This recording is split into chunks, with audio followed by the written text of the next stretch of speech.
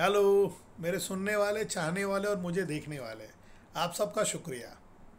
आज हम बात कर रहे हैं वेल टेस्ट के बारे में। वेल टेस्ट तीन टाइप के हैं: DST, drill steam testing, completion और प्रोडक्शन टेस्टिंग।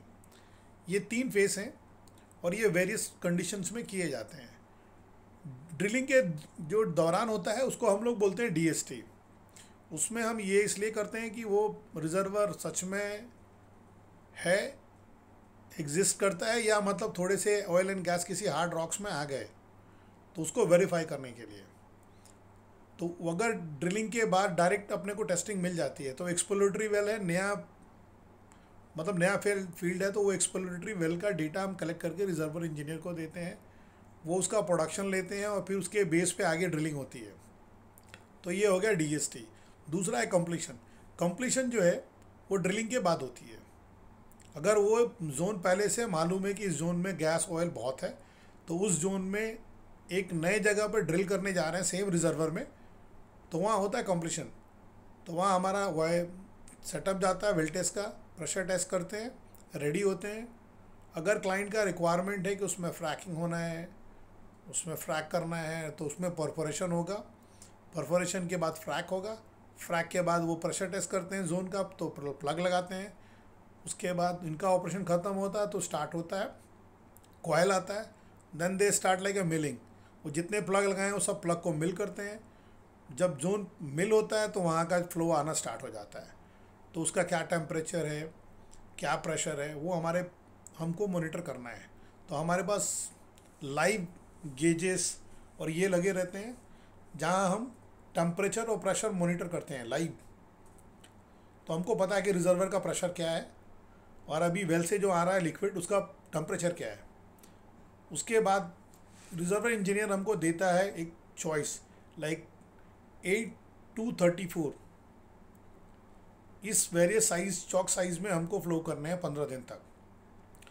जब तक मिलिंग होगा तो वेल बोर क्लीन आउट होगा। जो भी डर्ट मिल कर रहा है, वो प्लग के कचरे मचरे, ये वो जो भी सैंड है, जो भी उसके अंदर मड है, वाटर है, एक्सेसिव वाटर्स है, वो सब हम निकालते हैं। जब वेल बोर क्लीन आउट हो जाता है, if required like down hole sampling, they will do a down hole sampling. नहीं है तो फिर हमारे सिस्टम के थ्रू आता है, और हमारे सिस्टम के थ्रू जब आता है उसको हम कंप्लीशन कहते हैं।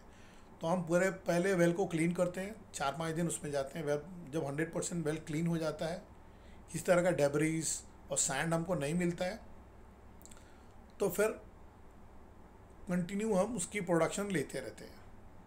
और ऑयल को हम बर्न नहीं करते इंडिया में, हम ऑयल को स्टोर करते हैं। गैस बर्न करते हैं, ऑयल स्टोर करते हैं। कुछ फील्ड में गैस के बहुत हाई रेट्स हैं और क्लीन है, तो हम क्या करते हैं, ऑयल के साथ उसको सीधा हेडर में पंप कर देते हैं, वो प्रोडक्शन यूनिट में चला जाता है। It depends. तो ये दो फेस हो गए। पहला हो गया ड्रिलिंग के साथ होने वाला, जिसको DST बोलते हैं। बिना रिग के होने वाला ऑपरेशन है जो कंप्लीशन है। तो कंप्लीशन में कभी ये सब सर्विसेज रहेंगी, कभी नहीं रहेगा। तो एक्सप्लोरेटरी वेल है तो you don't need to do all this frack, coil tubing and anything. अपना काम है कि 10 दिन 5 दिन का फ्लो लेना, और जो डेटा आता है वेल से, pressure, temperature, certain pressure monitor करते हैं हम लोग रिजर्वर के।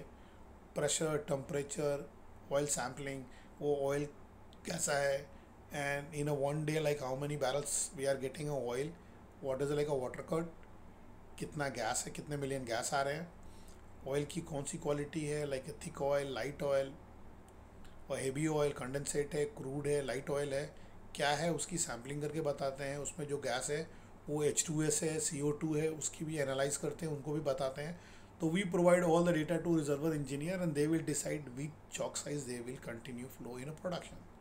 यहाँ तक हमारा ये हो गया। प्रोडक्शन में फिर जाने के बाद उनके अपने मल्टीफेस फ्लो मीटर लगे हुए हैं, उनको कैलिब्रेशन करने के लिए फिर से 12 घंटे का फ्लो लेते हैं। That is a production test.